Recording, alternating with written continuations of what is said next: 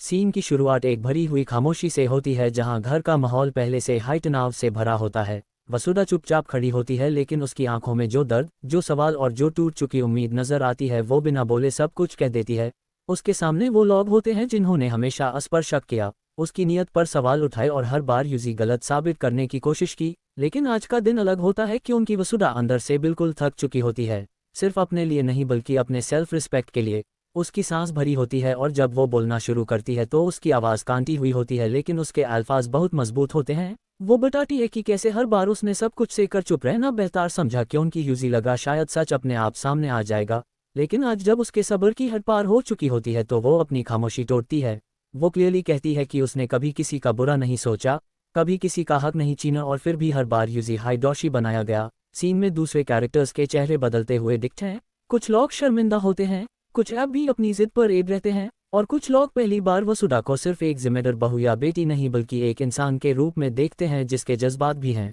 उसके दर्द का सबसे गहरा पहलू टैब सामने आता है जब वो अपने सपनों का जिक्र करती है। वो कहती है कि उसने इस घर को अपना माना, यहाँ के रिश्तों को अपना समझा, लेकिन बदले में यूजी सिर्फ इल्ज़ाम माइल। उसकी आंखों से आंसू बैठ हैं लेकिन वो उन्हें पांच कर खुद को संभालती है क्योंकि आज वो कमज़ोर नहीं बल्कि मजबूत दिखना चाहती है। बैकग्राउंड म्यूजिक धीरे धीरे इंटेंस होता जाता है जो सीन के इमोशनल वेट को और गहरा कर देता है। घर के बुजुर्गन के चेहरे पर पश्चाताप साफ नजर आता है क्योंकि उन्हें एहसास होता है कि शायद उन्होंने वसुधा के साथ अन्याय किया। सीन का सबसे इम्पैक्टफुल मोमेंट तब आता है जब वसुधा सीधा आंखों में आंखें डालकर वो बात कहती है जिसे वो कब से अपने दिल में दबे बैठी थी। वो कहती है कि उसका सब्र उसकी कमजोरी नहीं था बल्कि उसकी स्ट्रेंथ थी, लेकिन जब स्ट्रेंथ को कमजोरी समझा जाने लगे तो बोलना ज़रूरी हो जाता है। ये बात सुनकर कुछ लोग चुप हो जाते हैं क्योंकि उनके पास कोई जवाब नहीं होता।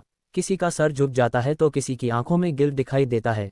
ये सीन सिर्फ वसुधा के लिए नहीं बल्कि पूरी कहानी के लिए एक मिरर बन जाता है जहां हर कैरेक्टर को अपनी गलतियों का अक्स नजर आता है। वसुधा की आवाज़ में ना कोई नफरत होती है और ना ही बदला लेने की भावना, बल्कि सिर्फ सच और अपना दर्द होता है जो उसने बहुत संभाल कर शब्दन में ढाला होता है।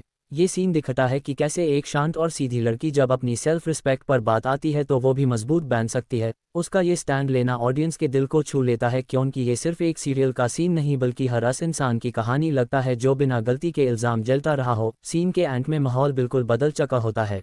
पहले जहां सिर्फ शक और इल्ज़ाम था वहां अब खामोशी, सोच और पछतावा होता है। वसुधा का चेहरा आंसुओं से भरा होता है लेकिन उसकी आंखों में एक अलग सी शांति होती है जैसे उसने अपना बोझ हल्का कर दिया हो। ये बेस्ट सीन इसलिए भी यादगार बन जाता है क्योंकि यहाँ कोई तेज ड्रामा या शोर शराबा नहीं होता बल्कि जज्बात की गहराई होती है जो धीरे धीरे दिल के अंदर उतर जाती है। एप 433 का ये पल वसुधा के कैरेक्टर को एक नया डायमेंशन देता है जहां वो सिर्फ सिचुएशंस का शिकार नहीं बल्कि अपनी जिंदगी और अपनी इज्जत के लिए खड़ी होने वाली एक मजबूत और सेल्फ रिस्पेक्टफुल औरत के रूप में उभार कर सामने आती है। और इसी वजह से ये सीन देखने